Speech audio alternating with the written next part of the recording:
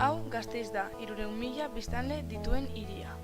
Green Capital hiriburu gastronomikoa eta garrantzitsuena Euskal Herriko hiriburua. Baina Euskal Herriko hiriburua euskalduna ote da benetan?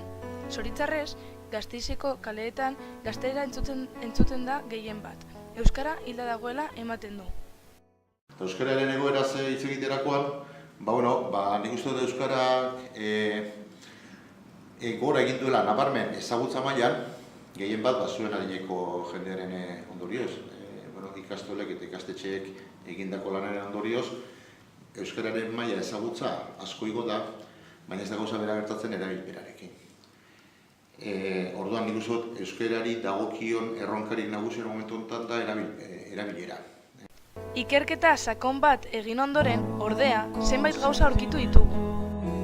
Lehenik eta behin, naiz eta gaur egungo egoera ez den ideala, duela urte batzuk baino hobea da nabarmenki, eta euskarak gero eta garrantzi gehiago du Gasteizen. Bidaiatzen duten, otzikarek beldurtuta, otzikarek beldurtuta, otzikarek beldurtuta.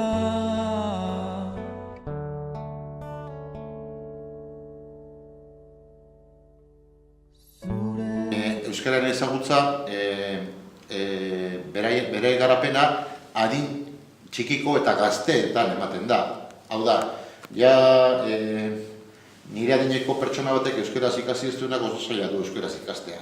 Esfortzu handi bat suposatzen du eta ez da euskalduntze prozesua konplikatuagoa da. Baina txiki-txiketatik eskola sistema euskaldunean ezartzen den eskamutiko batek euskara berea egiten du propioki. Eta beraz, euskalduntze maila eta euskaldunen maila handiagoa da gaztetxoen mailetan, adineko jendearen baina. Gainera, euskara bultzatzen duten elkarte ugari aurkitu ditugu gure hirian. Geu, Oian Eder, Euskararen Etxea, Alea, Aldizkari Euskalduna, Mintzalaguna, Gaztetzea. Elkarte hauek egunero egiten dute lan Gasteizen euskararen alde. Horrek esan nahi du etorkizunari begira etorkizun hona daukagula, ezagutza mailan, baina ezagutzen baldin badugu, baina ez baldin badugu erabiltzen, ahaztu egiten dugu eta galdu egingo dugu. Erronka horri heldu behar diogu guztien artean. Bada hiri txiki bat herrialde txiki baten barruan. Bada hizkuntza txiki bat bihotz handi batzuen barruan. Eta badago modu bat gure hizkuntza txiki hori hasteko. Euskarak irabaz egin berritu inguruak eta eskolatik irten egin behar du. Ze eskolari lotua den hizkuntza izan da, ez un rollo. Eskolako arazo bat da, aprobatu egin behar dena, beste zenbete eduki euskara zeman behar dituzu, eta barruan euskarak ez ditu egiten, ikastola edo eskola munduak edo giroak, aldortatik ez dio egiten favorerik, jarrera aldetikan gazteengan. Gazteek orduan egiten dutena da, retxatza nola egitere, paso deste tema.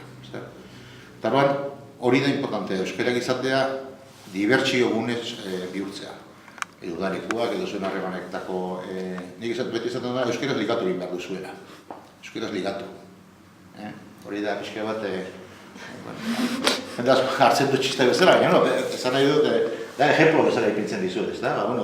Udalekuak, zuen harremanak, egiten duzuenan kutsien batera edo bestera zabitzatenean, edo antzerki bat ikustera joten zaretenean, ondo pasatzera, edo mendira guelta bat ematera, momentu horiek, agradableak diren momentuak, euskeraz izaten baldin badira, zuentzat euskera izango da, gauza atsegina. Aldiz, euskera baldin bada, klaseko rolloa, rollo, ez da? Ikerketa honen ondoren, erronka bat proposatu genuen gure gelakidei, maite ditugun gauza guztiak euskaraz egitea.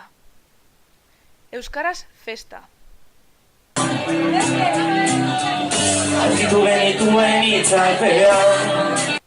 Euskaraz ezagutu. Euskaraz musika egin. Amestu. Dantzatu. Bidaiatu. Aurkitu genituen Maite dituzun lehen gauzak egin. jolasak, geure izpiak Maitatu. sentian. Aurkitu genituen lehen kantuak, lehen Gozatu. sekretu eta irriak. Aurkitu Idatzi. zenituen nire emozioak, Sukaldatu. nire beldurrak nire ondoan. Tontoarena Aurkitu egin. genituen mundu berria. Euskararekin barren. Ez garela, urtanta hotz eta zapalduak esetz ez zaudela, bakarri gure begiraden artean, ez zaitut ba, nire bihotzetik astu nahi eta ez garela.